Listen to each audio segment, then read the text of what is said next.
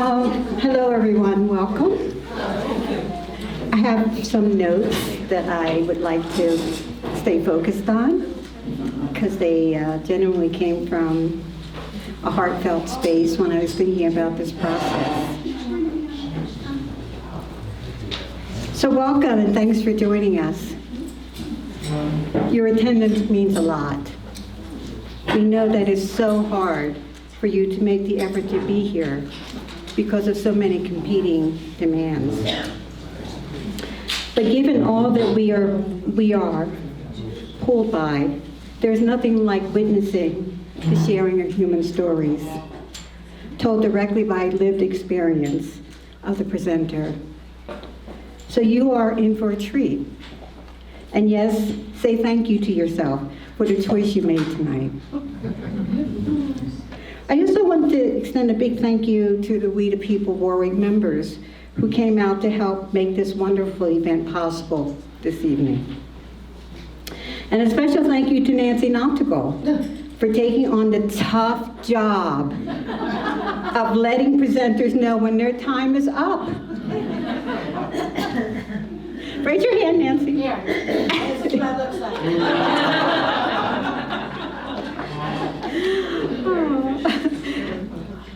Yesterday, many of you probably got a We the People newsletter. In it, we mentioned that our three teams are currently working on, we mentioned what our teams are working on. Our storytelling team works for several months prior to this event to locate storytellers and to work out a practice session for anyone interested.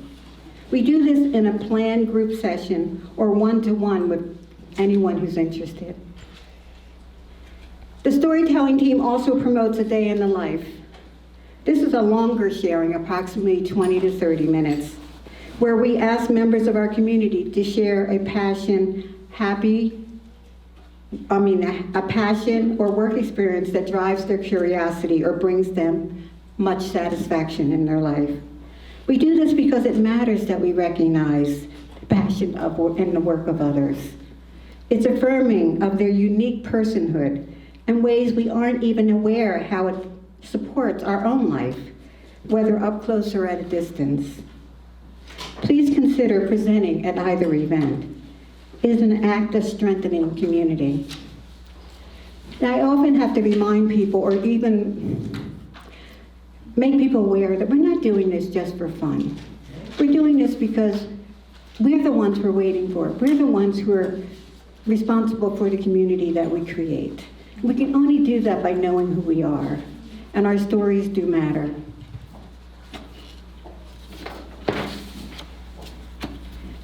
We encourage both future storytellers and a day in the life presenters to sign up this evening. Sign up because you care. We're all scared. That's not an excuse for me. When you tell me you're scared, I'm scared every time I step up here. But we are models for for future generations. And this is the only way that we're going to feel a change in our culture and our community.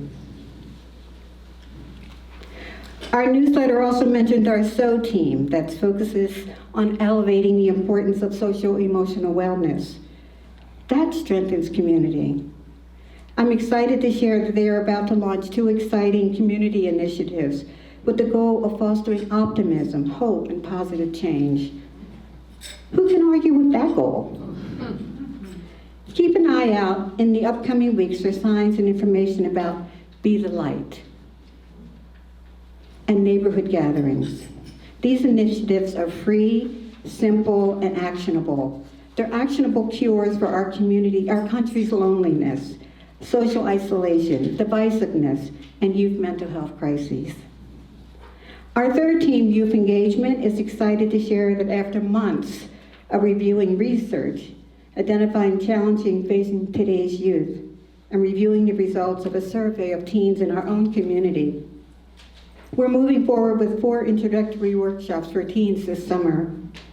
These free workshops, instructed by area practitioners, will teach practical techniques to overcome anxiety, cultivate self-reflection and self-expression, and develop emotional resilience.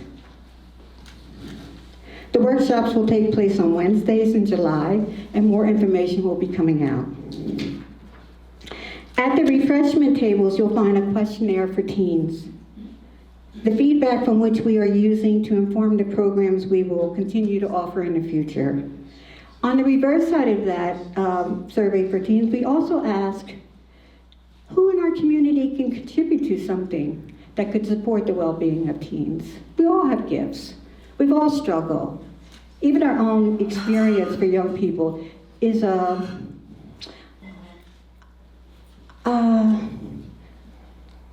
it really useful for young people to know we didn't just show up as adults, we struggled. We didn't get here that easily, but resilience is built in our DNA.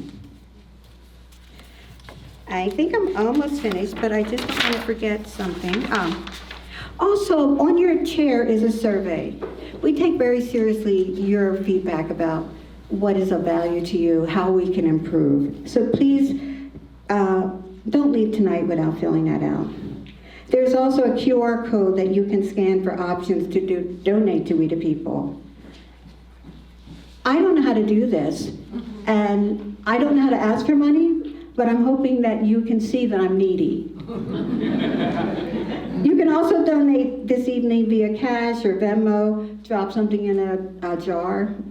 We also would greatly appreciate your support in obtaining note cards of our community. A group of us who went through Warwick Voices through photos. Ordinary citizens like yourself came together and took photos of our community and identified what has meaning for them. And they're on the table. We also have mugs, community is the solution, just to remind us that there's so many pieces of this puzzle that create the kind of community that sustains us. And also, lastly, please also know that our dialogue series is our signature program. I don't believe any other organization in our area focuses on the power of language to foster connection, the power of language to bridge divides, the power of language to generate connection. Please consider joining one of our dialogue series. Our next one is in the fall. An additional note, if you're not already receiving our monthly newsletter, you can sign up to receive it tonight. And please, before you leave, give us your name and we'll be glad to share with you the abundance of our joy in We the People. So thank you.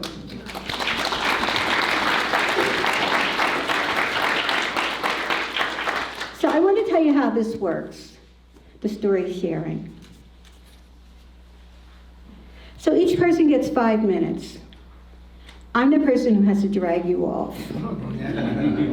I don't want to do that, but I've been trained. Nancy will share. I'll give her a minute to share how she structures that 5 minutes. Also, there will be photos.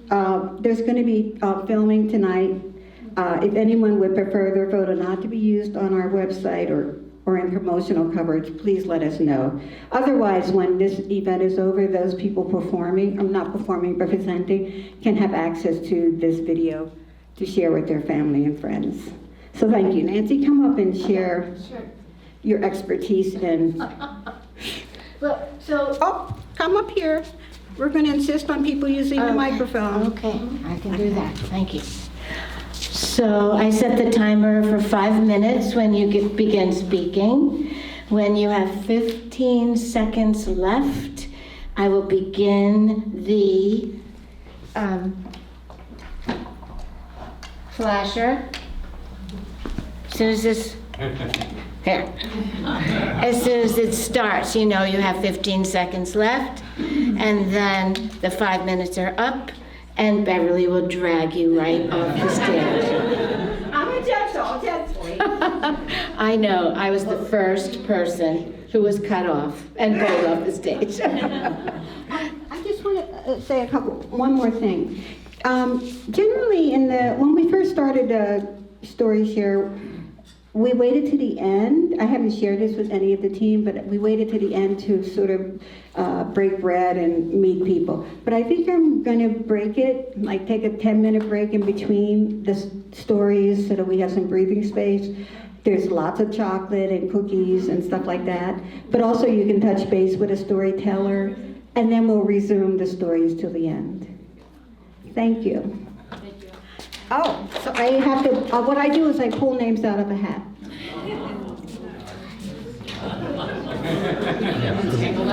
Hold on. There's the hat. I'll give us that. Shut the lights. Let me see. Did you want to say anything first? Beverly. All right, so I already know there was a request from someone to be first. And would you come up, please, Ann Studer? Ann has a child at home and she won't be able to stay through the whole thing.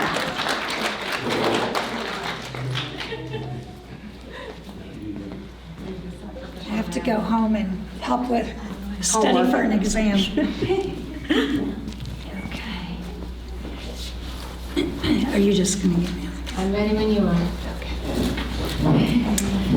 When my daughter was a new 2-year-old, I had her on the ground changing her diaper, and I'm tickling her belly, and I'm saying, "Aren't you Mama's good little girl?"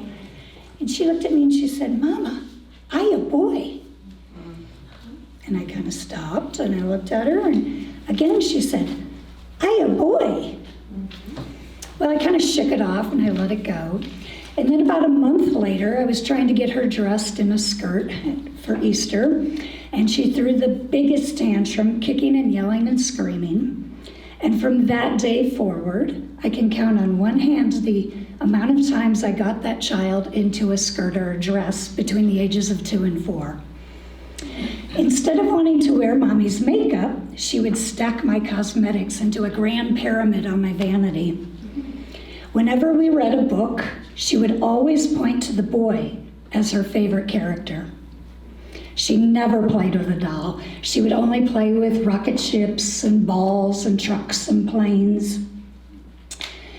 And right about that time, the movie Frozen was coming out, and she would role play. She would make grand sleighs in the living room, and I would hear her saying, "Elsa, Anna, Sven, Olaf. Elsa, Anna, Sven, Olaf." And it took me a full year to realize she wasn't being Elsa or Anna. She was being Kristoff, the Iceman. So at the age of 3 and a half, my child began to take a dark turn. She would bring home artwork from preschool, and it was all colored blue and black, which is the hallmark of a depressed child. She began to throw tantrums that were 30 to 45 minutes long. I couldn't leave sometimes. I'd have to cancel our plans. In the morning, I couldn't get her out of the house because she didn't want to get dressed in her girl clothes. She would lie like a limp fish on the floor, staring off into space, totally checking out. So soon, a little bit later on, I was holding her on my lap, and I said to her one night, "Isn't Mama lucky? I got a girl and a boy in there," pointing to her chest. And she said to me very seriously, "Mama, I'm a boy. I'm one person." This really began to scare me, and between the ages of 2 and 4, every time I asked, "Are you a girl or a boy?" she said, "I'm a boy," every single time. One night I asked her, "How do you feel about your girl parts?" And she said, "I want to rip them out and I want to shave my hair off." "I'm just joking, Mommy. I don't want to shave my hair off." "But you do want to rip out your girl parts," I thought. That night broke my heart. I knew I had to get busy figuring out what was going on with my child. So I began to read books, I reached out to people, I watched videos, and eventually I ended up in the office of a gender specialist. She confirmed what I had been feeling, which is that my child is transgender. Well, on that day, we looked at my son. I will now change to the correct pronouns. I said, "How would you feel if we help you to live as a boy?" And he threw his arms up in the air and he ran around the office and he got so excited. So that next week, I took him to get a short boy haircut, helped him to buy some new clothes, and we came home and he ran around the house in his Spider-Man outfit. And then an hour later, he ran into the bedroom and threw Batman on and said, "Mom, I'm gonna wear Batman." And he ran around the house, and never had my child so enthusiastically gotten dressed. So it was at that time that my child's anger switch flipped off. That kid did not throw a tantrum for 6 months. He was in what we call gender euphoria. He was the happiest kid on the planet. So in helping him to transition, I began to see that I was able to help this poor, sad, depressed little caterpillar metamorphosis and change into the beautiful boy butterfly that he is. I helped to set him free. He is liberated, and he has now wings to fly.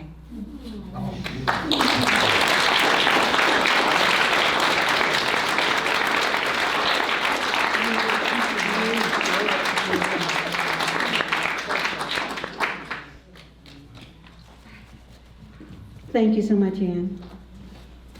All right, so I'm not supposed to peek, so I'm just picking.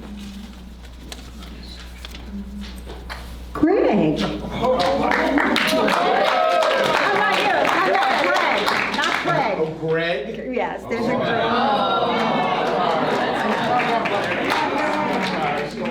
It's Greg. Oh, Greg. So it feels like you're ready though, Craig. Justin Bieber.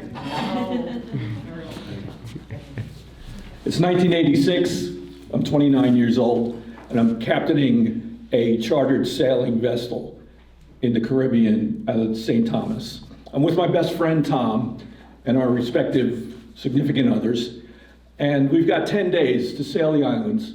And we realize on day 2 that the engine on our Zodiac dinghy that brings us back and forth to shore from the yacht is not working. And we're really upset about this because we had planned this trip down to the gnat's eyelash, every single compass heading, every single port that we were going to get into and which days, and this is a disaster. So we radio back to the charter company in St. Thomas, and we say, "Is there anyone around here who can fix this engine?" And they said, "Absolutely not. You cannot. We're not authorized to bring it to anyone. You have to sail back to St. Thomas, and we will fix it and put you back on the boat." And that was a disaster too, because it was going to burn a day and a half. So we made the executive decision to ignore what they told us and move on to our next destination, which was a tiny island of Jost Van Dyke in the British Virgin Islands. We got to Jost Van Dyke. We painstakingly paddled that Zodiac over to the town dock, cleared through customs, and started asking people, "Is there anyone around here who can service this engine?" And one of the native women said, "Oh, my brother can do it. I'll have him get his tools and meet you at the dock." Well, that took an hour because he was on the other side of the island and he had to walk through the jungle with his tools to get over to us. And when he arrived, he had in his hand 5 rusted tools, including a Phillips head screwdriver with a fin missing. Now, Tom and I looked at each other and said, "I think we're in a lot of trouble right now." But John was not impressed. He walked right past us, climbed down the ladder into the Zodiac, and took the cover off the engine, looked at it, didn't even try to start it, and started taking it apart one piece at a time with his little tools. And he would take each little piece, screw, spring, whatever, and put it on the floor, the plywood floor of the Zodiac, and move to the next piece. Now, Tom and I are walking back and forth, clucking like chickens, and trying to figure out how we're going to pay for a new engine and how we're going to enjoy the rest of our trip without a dinghy. And what's happening now is the townspeople, there's maybe 40 people living on this island, are gathering on the dock around, because this is apparently the most exciting thing that's happened in Jost Van Dyke for quite some time. So they're watching John, they're watching us, and they're laughing and they're pointing and they're having a great time. And Tom and I are getting more and more agitated. And at some point, John thinks he's got the engine disassembled enough. It looked like just a brain stem left on the back of the Zodiac. And 300 pieces light out on the floor, and he starts taking each piece and meticulously wiping it off with a handkerchief and putting it back on the engine. Another grueling hour goes by, and we're sweating, and everybody's having a great time. And he's got the engine back into some sort of shape, and here's the moment of truth now. He squirts a little gas into the carburetor, and he pulls the cord, and the engine starts right up and purrs like a kitten. The crowd erupts. They're jumping up and down and squealing, they're pointing at John, they're pointing at us. Our jaws are on the floor. And when the calamity died down, John looked up at us from down at that dock, and he said, "You got to have patience, man." And so Tom and I left Jos Van Dyke. We arrived at Jos Van Dyke as two cocky tourists with prejudices and things like that, and we left with a life lesson that we'll carry for our lives.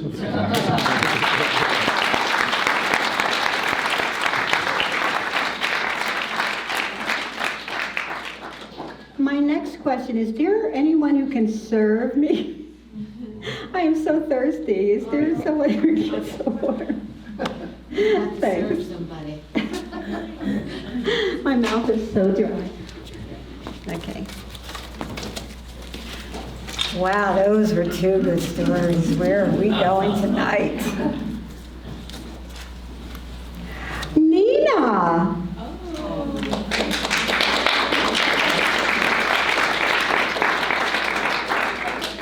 Hi, thank you so much. Of course. Thank you. Okay. Good evening, everybody. I was not expecting to go this soon tonight, but here I am. So, for the past 4 months, I've been living in a hotel room about 40 minutes away from my house in Warwick with my mom and my grandmother. In the back, raise your hand. Raise your hand. That's her. Yes. So, I'm a senior in high school. It's my last year, and it was my last winter break. So I'd spent the end of the summer and most of the fall completely deep cleaning my basement, which, let me tell you, was no easy task. One side, say, junk about as tall as I am. But with some help from my best friend and a junk removal truck, I got it done. And I was finally working on my final party preparations, getting some music going a few hours early to have friends over. It was between Christmas and New Year's, and nobody really does anything then, so it was the perfect time to have some people over. And I hear from the front porch, my grandma comes around the side of the house, she's calling for me. She's like, "Nina, I need you right now. It's an emergency, I need your help." So I run around the side of the house, up to our front porch, I open the front door, and I'm met with somewhat of a storm, literally just water coming down through the ceilings, dripping down the walls, all over our couch, our coffee table, the desk, and the floors. That's, we have our living room in the front of the house. You could see through to the kitchen, which was also completely soaked. So first thing I do, I'm like, well, let's go to the source of this, up the stairs to the bathroom. There's about 2 or 3 inches of thankfully clean water that I did have to go through. And I couldn't really tell you what goes on in a toilet tank, but I did pull on something that stopped it from running. So once I figured out that, I was able to rig it up with the loop part of a loofah, which was gross and hence trash. But hey, it worked. And we soaked up all the water with all of our towels and some of our sheets. While my grandma got in contact with her nephew as a restoration company and some pretty big industrial fans. And I did throw my party regardless that night. Although, I had to unexpectedly mop the basement floor, and I'll say my grandma probably wasn't thrilled. Regardless, a couple days later, we'd been running some errands, taking a walk. It was a December night, but less chilly than normal. So we come back in, it's about 9 p.m. It flooded again, and worse. Now, I can't tell you if it was our poltergeist or maybe my mom who accidentally unrigged my handiwork, but everything was just pouring, through the recessed lighting, all sorts of stuff. So I go to try and stop it again while my grandma calls the police. And it definitely wasn't just the police that came. It was kind of everybody who was anybody. We got the water department, fire department, building inspector, electrician, so on. Guy with a shovel pulling our water meter in our front yard. He was there. So, flashing lights, and within half an hour, our house is condemned. We're at relatives, heading to relatives in New Jersey. So 2 days later, New Year's Eve, we're checking into a hotel. And that's not exactly how I expected to go into 2025, but it is how I've spent it thus far. So winter break ended, and I was kind of tied up there for a while, not able to get to school because it is far away. And we were also trying to deal with our insurance company, which has been pretty convoluted. I'm sure a lot of you can understand that. However, after a couple weeks, I realized we probably wouldn't be home that soon, so I was able to get alternate transportation, busing in the morning and the afternoon, which was a little daunting at first, having a personal driver, right? School bus all to yourself. But it ended up working out, especially in the morning, because my driver's name is Paul, and I quite like him. I know. He spent 25 years in Manhattan as an abstract artist, and he now lives here with his family, who he tells me very much so does not like art. A shame. However, his daughter is in the 8th grade, and I have begun French tutoring her, which has been great for me because I work with youth during the summer, and I've taken 5 years of French. So, apart from that, getting back to school was good, my friends, my teachers. But the atmosphere at the hotel went up too. The weather started getting warmer, and I've managed to clear up a lot of the litter that was on the trail near there. We love to walk around, it's very pretty. The pool and the hot tub opened. I'm gonna miss that. But I've learned a lot. My independence has been truly fostered, having my own space, preparing me for taking care of myself and my cat and going away to college in the fall. And I'm excited to go home, but this has been unforgettable.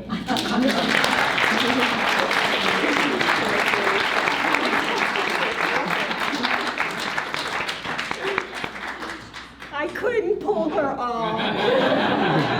And I know some of you would have been mad at me if I had.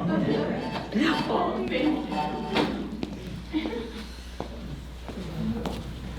Okay, let's see who's in here. Indigo.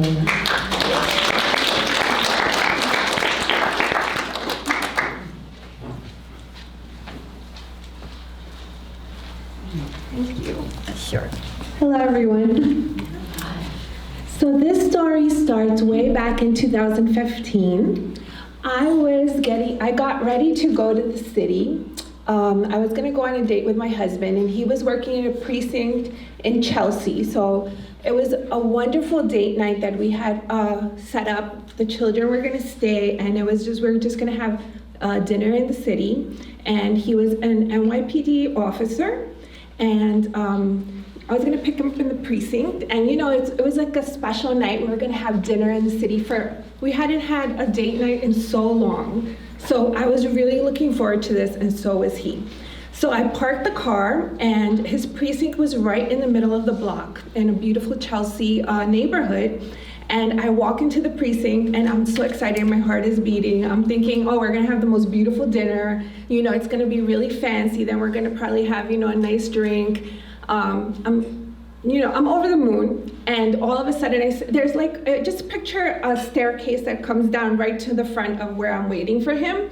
And he changes from his uniform, and he's working like doubles for so long. I haven't seen him, and I see him coming down the stairs, and all of a sudden he falls flat on his face in front of everybody in the precinct. And I'm gonna tell you, in 2 seconds, we're in St. Vincent's Hospital.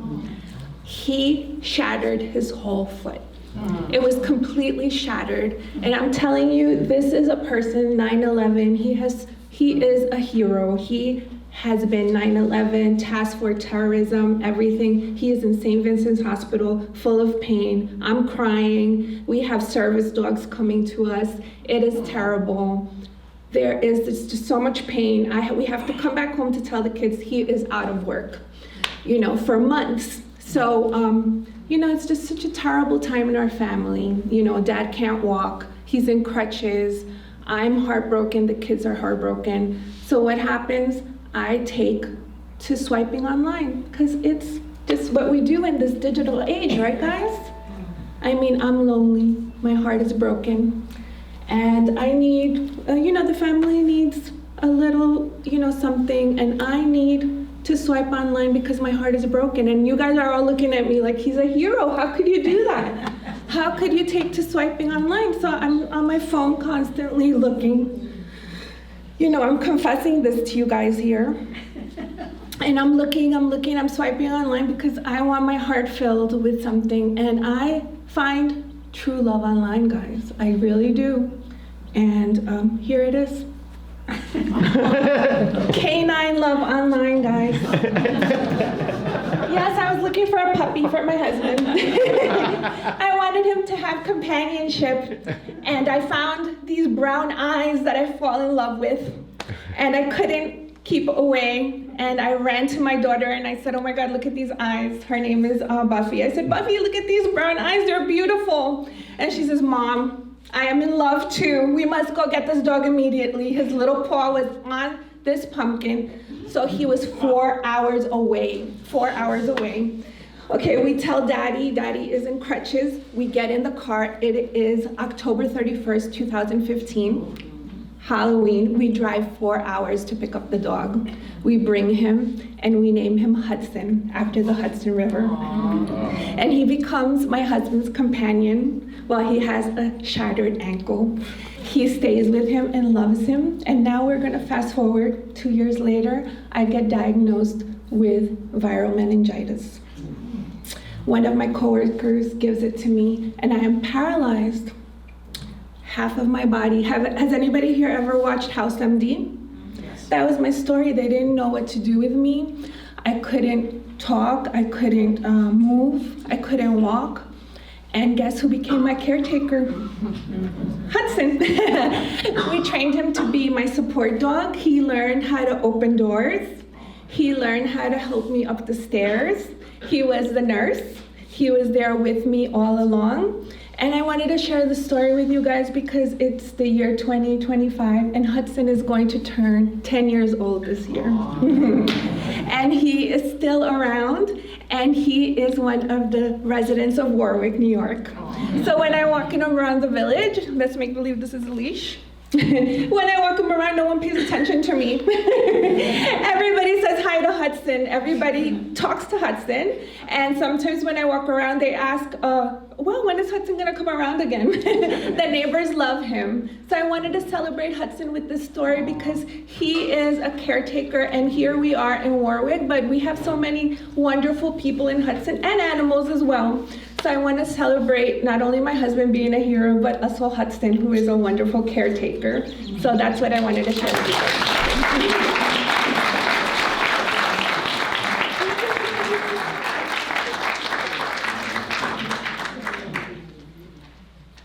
That was great. How many people have animals in here? So you all get it. Oh, Mr. Tim Dalton.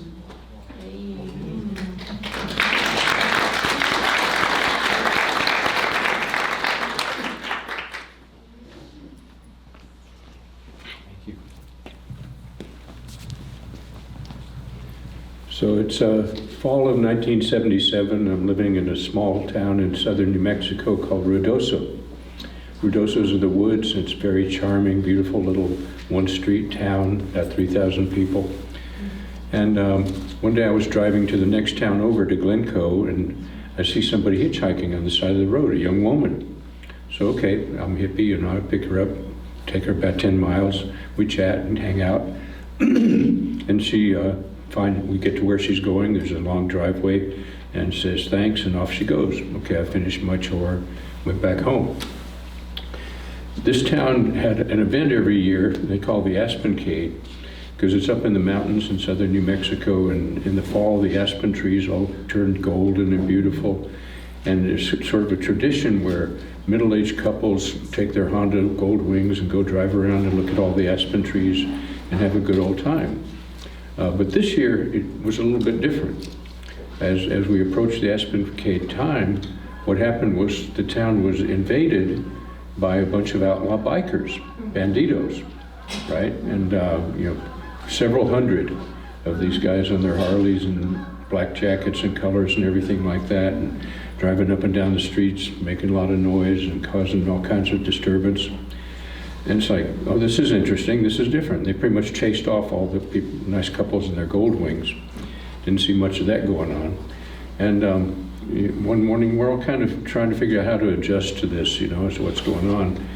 And so one morning I went to the diner next door to where I was working, and there's a state policeman in there, trooper, with his whole outfit and everything like that. And we're sitting there eating, and all of a sudden two of the guys come in, these bikers, and they both got like chrome 45s on their hip, which was not something you could do at that time, not legal to be carrying weapons in town. And I kind of wondered what the trooper was going to do, and what he did was finish up his breakfast and left. Okay, didn't say a word. And a few days later, something very unusual happened in the town. It was Sunday, and of course, in that time, in that place, there were no liquor sales on Sunday or anything like that. But it turned out that the chief of police and the mayor both got together and drove a full trailer load of booze up to the bikers' camp outside of town, to the Banditos. And it came out the next day, they're interviewing them for the paper. It's like, well, what's the story with that? It's not even legal to be doing liquor on Sunday. And besides, why are you taking it to them? It's like, well, we were really actually pretty concerned that if we didn't, they were going to come to town and take it, and probably could create some real disturbances at the time. And you can imagine, it's kind of like these old-time westerns where the townspeople are all hanging out and walking around town, and in come these big guys on their horses and start shooting the place up and everything like this, and sort of threw a cloud over the whole town all during that next week.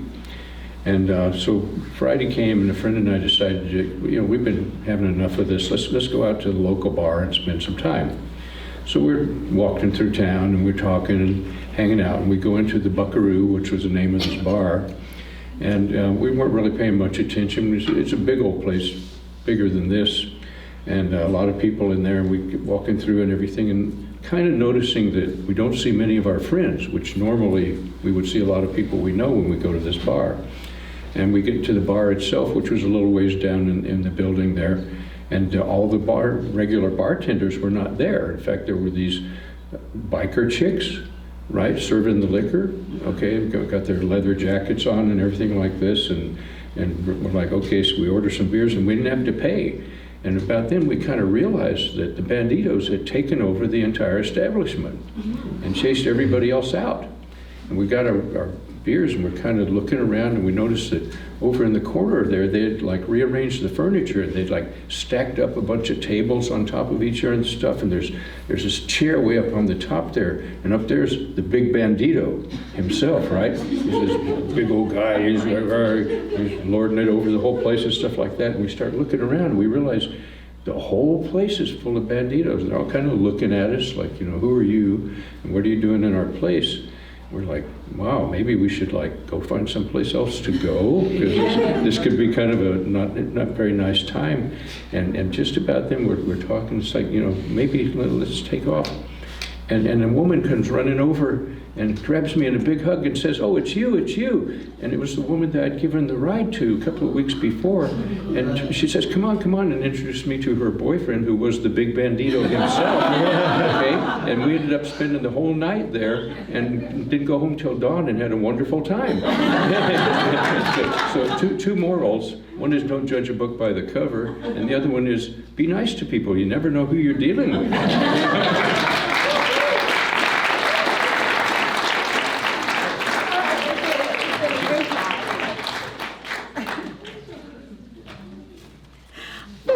Stuff like that on TV. Oh gosh. Oh, Oh, Peyton.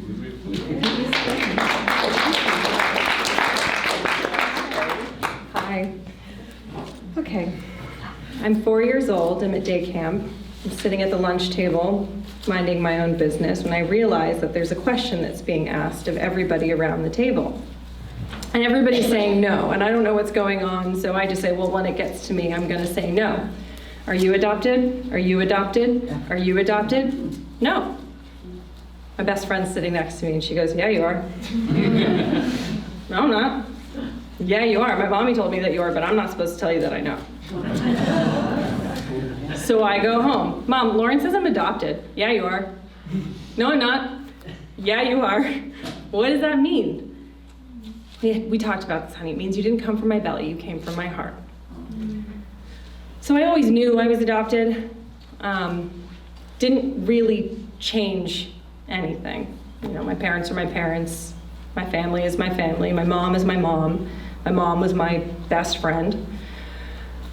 But you know, you age and you become fiercely independent. And when I was 19, I decided to look up my biological mother on the internet, and I found her very quickly.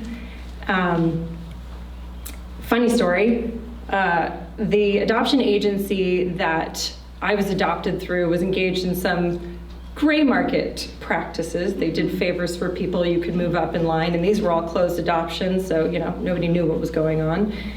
And when that attorney from that adoption agency passed, the adoption agency closed, and all of that paperwork ended up in a dumpster behind the office when it should have been sent to the county. So some activists who also should not have been in that dumpster went into that dumpster and pulled out that paperwork, and it actually made it very easy for me to reunite with my biological mother, which was great. But it broke my mom's heart. It was really hard. And I got the fierce independence that I wanted. And for 10 years, this is not the part I thought I was going to get emotional over. For 10 years after that, every disagreement I had with my mother or my father had Nancy bubbling underneath it. That's my bio mom's name. Everything felt like it was about Nancy.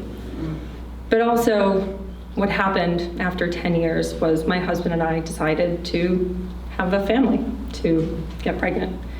And we tried. And we tried. And after 3 years, I started talking about adoption. And you know, the weird thing when you're trying is that everybody tells you to relax. I'm here to tell you, don't tell people who are trying that they need to relax. They tried. But another thing that's really interesting that I learned in that process is that as a woman, and a lot of people don't know this, when you're born with all the eggs that you'll ever have. So that like when you are in utero, your mother's grandchildren are already kind of present.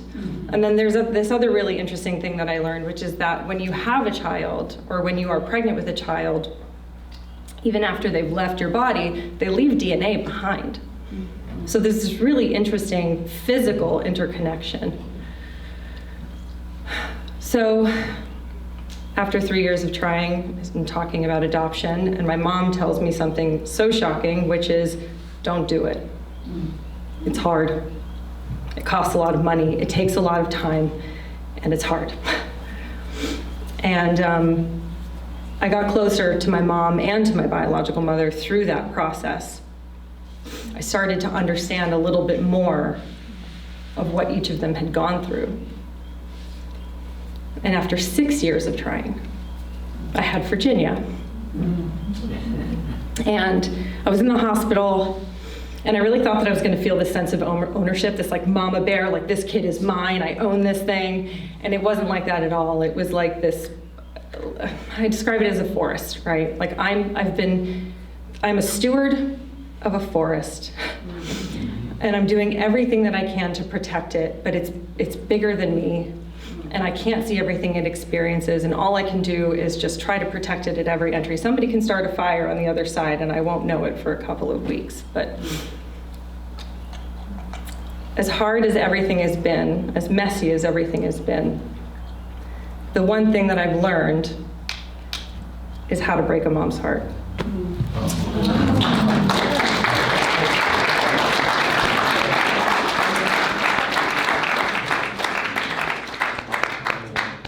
Let's take a few minute break. Thank you so much. People are coming in and out of the break. It's a nightmare. It's been fun. Yeah, oh, there you go. How many millimeters? Perfect, that's great. Beautiful. Yeah. So everyone, we need you to come back.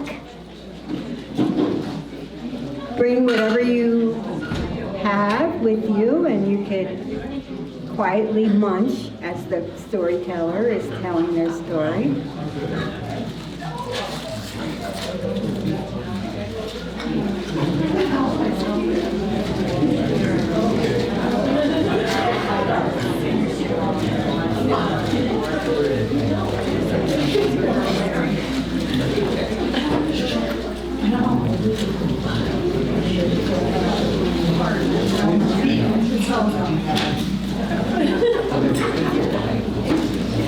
All right, so now I'm going to count to 10. You know, I used to be a classroom teacher of 3rd and 4th graders, so some of you remind me of them. Yeah, I agree.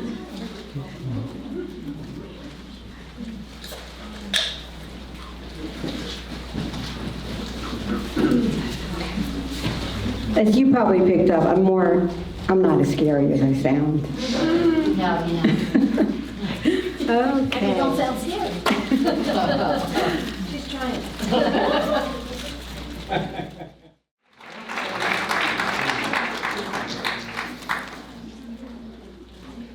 Why don't you pick one? Craig.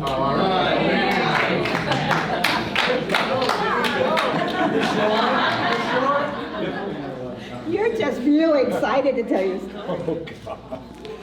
Yes. Well, guess what? I just turned 64. And every year on my birthday, I take that imaginary book of life off the shelf, open it, and begin to write a new chapter. But before I do, I like to flip back and read some earlier entries. So this year, I was focusing on my high school days. Januaries of 1977, 78, and 79 were some of the most dreaded months of my life because we had mandatory swimming class in PE, and I was a horrible swimmer.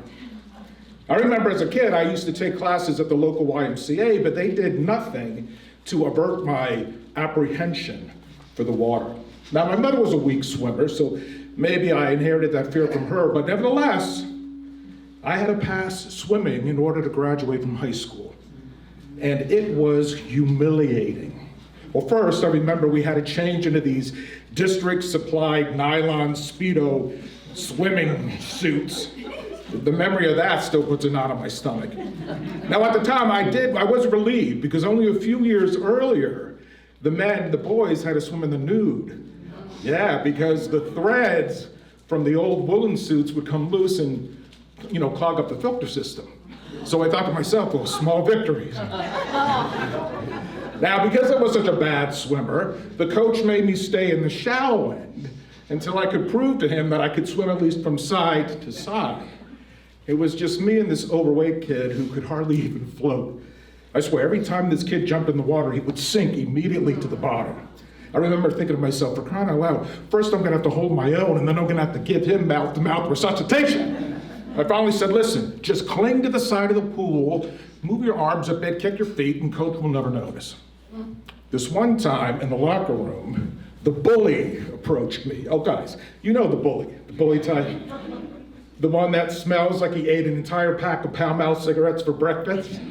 He announced to everyone within earshot, I'm gonna knock that smirk right off your face. Well, I didn't know what to do. I was dumbfounded. I just stood there. I didn't say anything. I was thinking, well, what did I do? Pee in the water? I'm just this skinny white kid floating around this shallow end with Jabba the Hutt. But, you know, what can I say? I did eventually swim from side to side, but I never actually graduated to the deep end. You know, when I think back in those times and I say, well, why was I holding myself back? You know, I tolerated 3 years of this January, right? Why didn't I want to become a better swimmer? It's not like I wanted to try out for the team. I just wanted to get closer to the diving board. Well, I did overcompensate for my shortcomings. I became a straight A student. I became very involved in the theater department, because see, the stage, that was my safe space. I could be whoever I wanted to be. I could play a character and not have to reveal my true self. But why was I hiding, right? I just wanted to be comfortable. I just wanted to be able to dive into new experiences without any fear. But I don't know, maybe I wasn't ready then. I don't know, maybe I'm ready now. You know, I carried a lot of this coping mechanism with me into my adult years. You know, whenever I was faced with a new challenge, I would try and bluff my way through it and hope that no one noticed if I didn't succeed. You know the old phrase, fake it till you make it? But then I realized eventually you have to make it. You know, I remember when I first started teaching, I had no idea what I was doing. I mean, sure, I was training as a teaching fellow at night, but during the day, I was on my own. I remember I stood in front of that sea of faces thinking to myself, how am I ever going to relate to these kids? So I decided I'll introduce Homer's Odyssey through a rap. Yeah, I was like, my name is Homer, I'm an old-time poet. I'm one of these ancient Greeks, don't you know it? I'm the guy who wrote about Troy, how the Greeks got annoyed. I went through the whole thing. I thought I was really succeeding, right? Then I saw the kid in the back raise his hand. I'm like, yeah. He said, Mr. Roberts, has anyone ever called you a dork? There I was, back in my Speedo, shivering, facing a new bully. But you know what I realize now? It's time. It's time to hang it up. I'm 64, right? So every day I try to break this habit. I look in the mirror and I say to myself, you know something? It's okay. I don't know how to do this, but I can get better. Because what I realize, it is time for me to get out of the shallow end, right? I have to strap on my swimming trunks, tread some water, and make it alive. And, you know, by the way, I am way too old to be wearing a Speedo.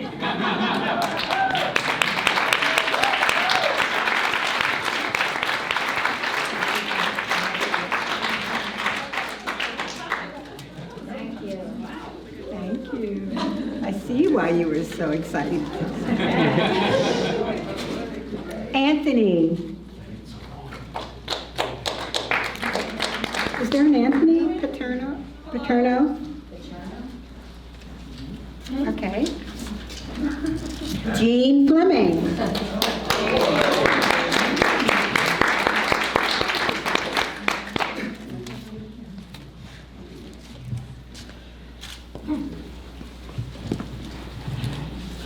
So it's March of 2020, and my husband and I are in Italy.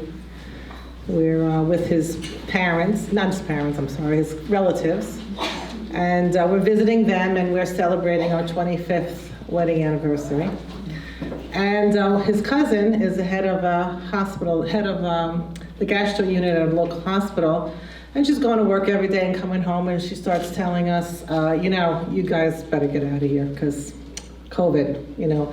I know they're not talking about it over there in the United States, but I'm going to tell you right now, you're not going to be able to fly out of Milan. That airport's closed.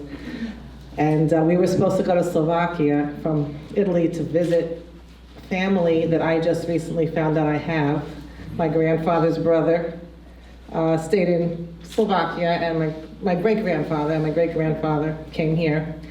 And that family got in touch with us. So we were very upset, and then we didn't fly through Milan.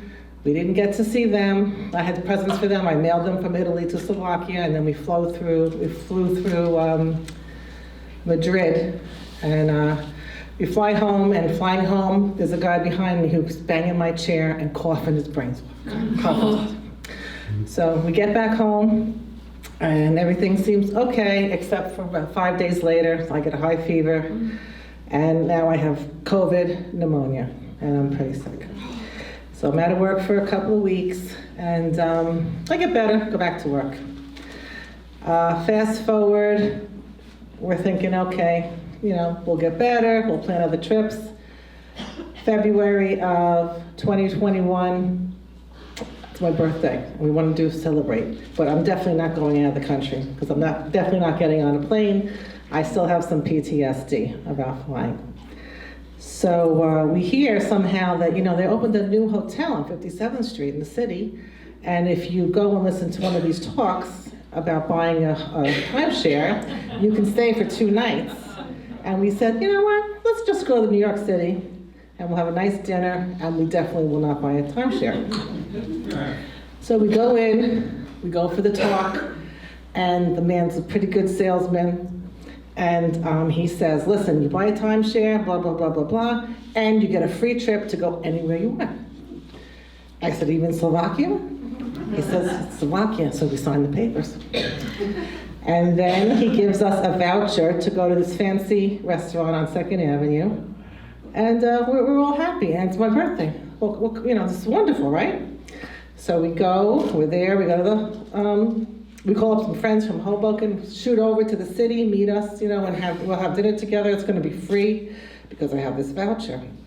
So we all meet up, and we're standing at just inside the door of the restaurant, and the maitre d' comes over and he says, okay, come on, I'm going to seat you. And I start to walk forward, and this man next to me stops and says, it's my table, I'm not talking to you. And he kind of is all really dressed up and has 7 people with him, and they kind of brush past and they go sit to their table. Now this kind of bums me a little bit because it's my birthday, right? Yeah. So within 5 minutes though, the maitre d' comes back and he sits us. And we're sitting at a table about here, and that party is sitting at a table right over there, pretty close. So I'm looking at him, I'm looking at the table, and shortly we order and we forget about it. We're having our drinks and we're back to having a good time. But it kind of sat with me a little bit. And the night goes on, and we're talking, and my friends are saying, oh, you gotta get out of that timeshare thing. We're a little bit bummed about that, but you gotta get out of that timeshare thing. So, but we're having a good time, we're celebrating, what have you, we're talking about that. We decide, I think before we leave, that we are gonna get out of the timeshare thing. We have 5 days. So, delicious meal, a lot of fun, a lot of memories with these people, and now we're ready to leave, and they're gonna say good night, and the waitress comes over with a bottle of champagne.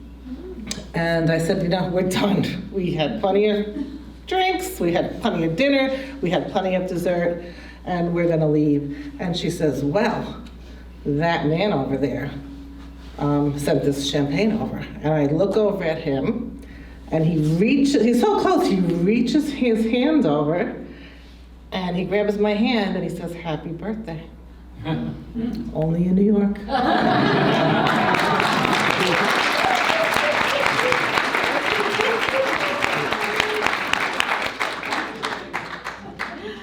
What's so wonderful about this job of storytelling? Because everybody, the people I work with, I hear, the development of their story, and by the time they show up here, it's just so beautiful and so perfected. I'm so proud of them. Okay. Jeffrey. Is there a good... Oh, good.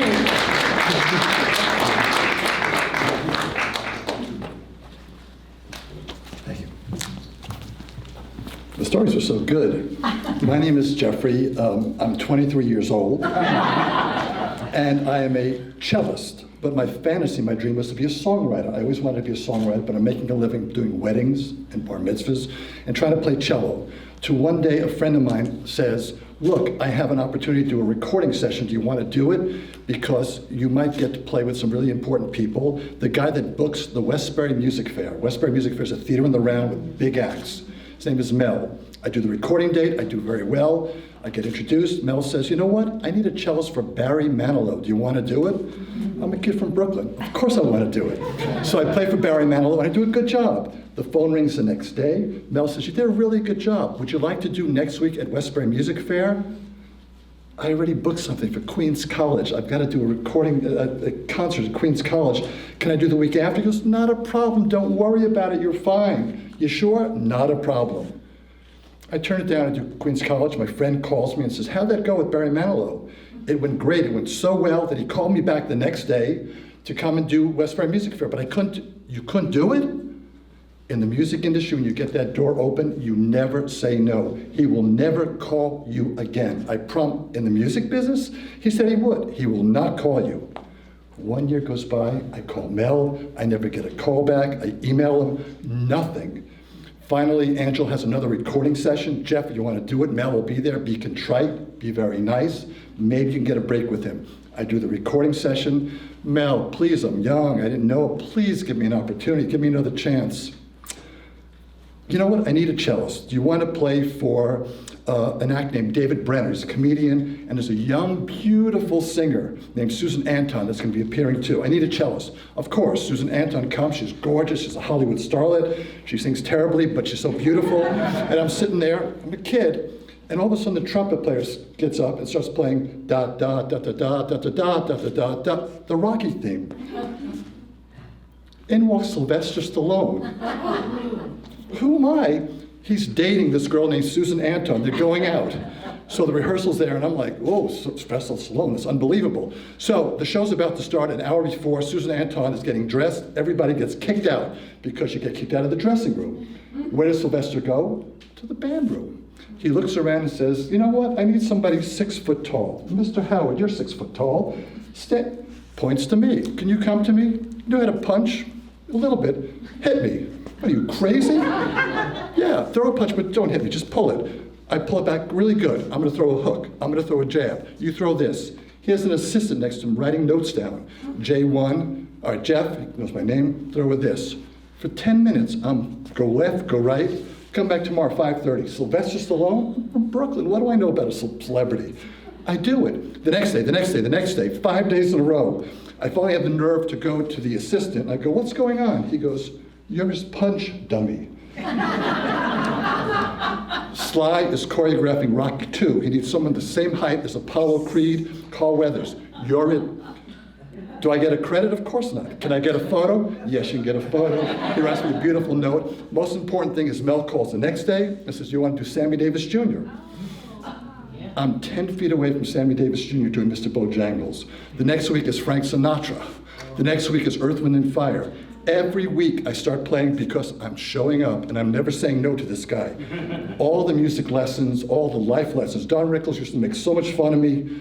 Lena Horne, I had a cello between my legs, and Lena Horne would come up to me and just make so much fun of me. But I loved it. 5 years in a row, I go to Westbury Music Fair. Mel says, you want to go to Africa? We're in the first integrated orchestra ever to go to Africa. Do you want to do it? There'll be trouble. We did it. Then when I'm in Africa, Mel says, I have a Broadway show. I don't think I want to do a Broadway show. What's it about? It's about cats. What do they sing about? Cats. What are the songs about? Cats. Who are the actors? Cats. What's the name of it? Cats. How long? I'm a dog lover. How long can it run? 3 months, 4 months, 18 years. I played the same exact music every night for 18 years. I broke a finger. I didn't say no. I showed up. I went through chemotherapy, and I didn't miss any shows. 18 years, but my dream came true of being a songwriter because of all the lessons I learned and showing up, that I became a songwriter, not for you, but for you. When you were younger, I got into kids' music, so I wrote shows. Arthur, you hear? Caillou, Are You Afraid of the Dark? Sesame Street. So all these lessons I did and learned, I've won 3 Emmys for this stuff, was all because of showing up and learning. Everybody's equal in music. They're all good, but it's all about showing up. Thank you.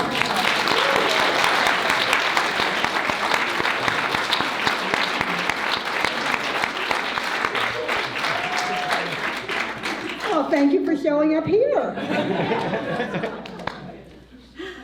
Oh, Pat Fox.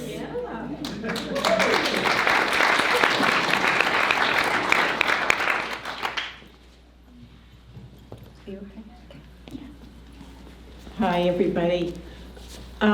It was 1942, and my father was starting out a career as a commercial artist. And I was 2 years old, and my father was struggling financially. Everyone was having a hard time. It was really tough days. And a friend of his came to him, another artist, and said, listen, I'm really desperate for money. Could I do a portrait of your wife and daughter for $50? And my father said, well, okay, I'll scrape it together. Anyway, he did a portrait of my mother and me, and it hung in our home for many years, and it was very wonderful. Then years and years later, I had a daughter, and when she was the same age as the child in the picture, which was me, I'd love to have a portrait of her and me. But I didn't have a lot of money. I was working as a craftsperson. I was making hand-painted silk clothing. And I knew I couldn't afford a fancy portrait artist, but amazingly, a portrait artist moved in down the road from where I lived. It was amazing.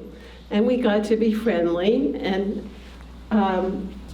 we worked out a deal, a barter. I said I would make him a silk outfit for his wife if he would do a portrait of my mother, of me and my daughter. He agreed. And so he took photographs of us. I took the dimensions, the measurements of his wife, and we went about our projects. When I brought the outfit to him, he looked at it and he said, this is absolutely beautiful. This is lovely. She will adore this. And then he took out the portrait for me, and I looked at it, and I didn't like it. But what could I say? I said, oh, this is wonderful. Yeah, he really looks just like me and my daughter. But really, it didn't capture the essence of who we were. So I took the portrait home, and I looked at it, and I tried to love it, but I couldn't. So finally, I put it away. I put it down in the basement, so I didn't have to look at it. Well, a few years later, I was having a garage sale, and I was looking around in the house for something to put outside, and there was the portrait. So I said, what the heck? Somebody might want to buy it. So I took it out and put it out on the lawn, and would you believe it? Somebody did buy it. Somebody bought it for $10. Well, I thought, that's the end of it. I won't be seeing that portrait anymore. I won't have to worry about it. But about 4 months later, I got a phone call. It was from the church around the corner, the Bellevale Church. And they were having a rummage sale. And they said, there was a man, and he said, I have a picture here, a portrait, and I think it's you and your daughter. And I said, oh no. I said, it's back again. So he said, do you want it? And I said, oh, sure, I'll take it. I'll take it. You know, so I went and got it and took it home. And actually, I did come to love it after all.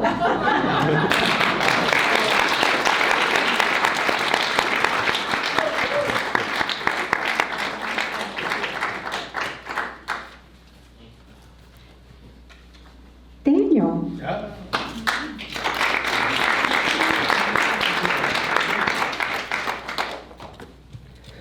Bueno, okay.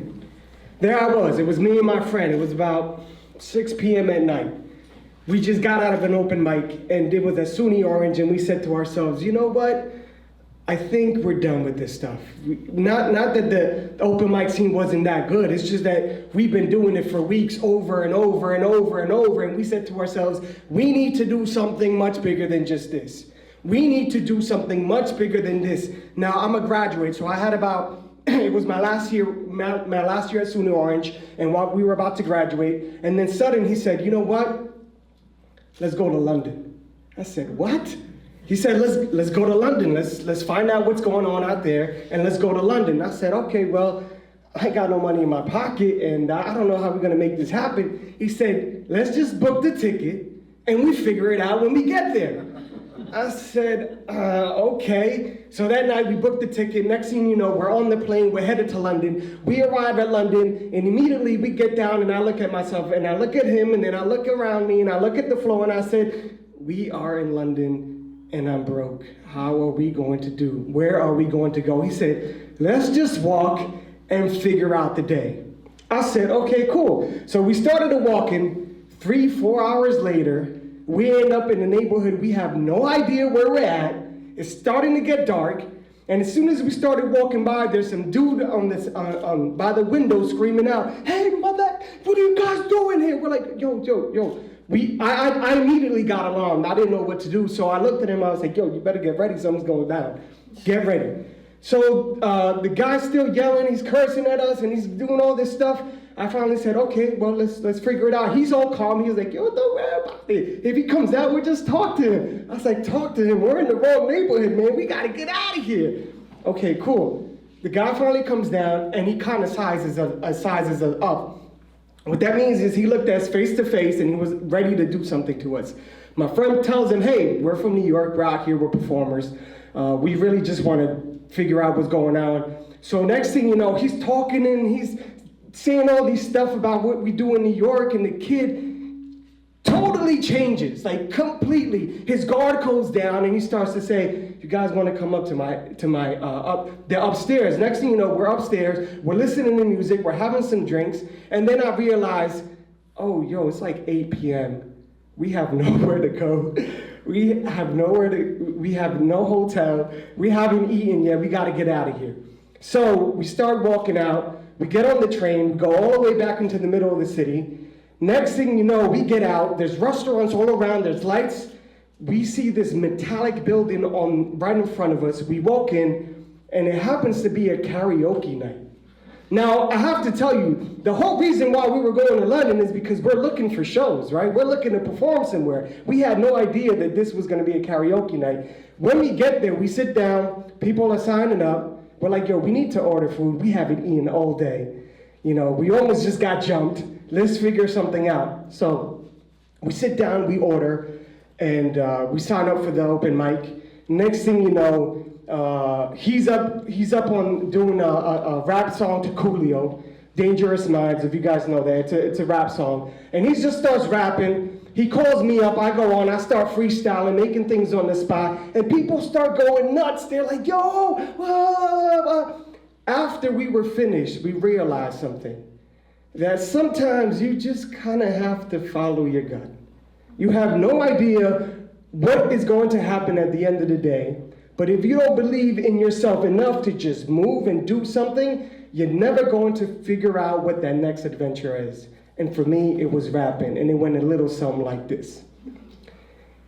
I open up in spaces where sometimes it's hard to see. I visualize myself, but the image might not be me. Yet the picture is the frame, and even though I know that the 15 seconds haven't hit the tame, or should I say the time, subliminal messages move like crime or criminal messages. I still speak in time. Double it so I can move faster than I can say. I relay what I feel, but sometimes my circuits don't actually move that way. So I stand in front of you with a microphone on one hand and a mind on the other that says that I gotta move faster, but I ain't no road runner. If I actually slow down to feel what I say, I might learn that today just might be the shade. When the sun decides to bring the bright of the light next to the back of what you feel, te digo sinceramente que es algo que yo siento is something that I feel inside. So never forget why you improv the seconds that move. So if you want to turn on that light, then I'm about to go and bust the groove. Peace.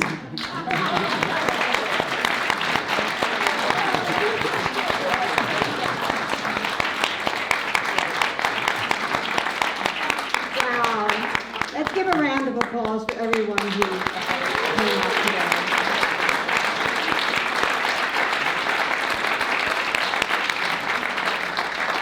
And you know, every story is such a kernel of like it's just in itself a human story that is so resident of life and lived experience. So thank everyone. And come back. Oh, there are a couple of things we want to say. Jeff wants to say something, and Wanda. Oh, Jeff, yeah, I'm sorry. I just want to say, I know a lot of you people have been to What about a mic? I don't need it, do I? I know a lot of you people have been here before, and this was it always amazes me, the variety of stories. You know, you laugh, you cry, you gasp, and anyway, to all the storytellers, thank you. But for those of you who are thinking maybe in one of the future story shares, I have a story I could tell. We'd really like to get your names. You're not committing to anything. You're just sort of saying, the idea appeals to me, and we'll follow up with you. We'll be doing this again in the fall. This is number 7. We plan to do this twice a year until there are no stories left. Anyway, please, if you are thinking of maybe telling a story in the future, sign up. Because we're not going to get you all in the same place feeling this positive again. You know, there's something also I want to ask the audience that the team and I have been tossing around back and forth about whether or not having a theme would be helpful at times for people.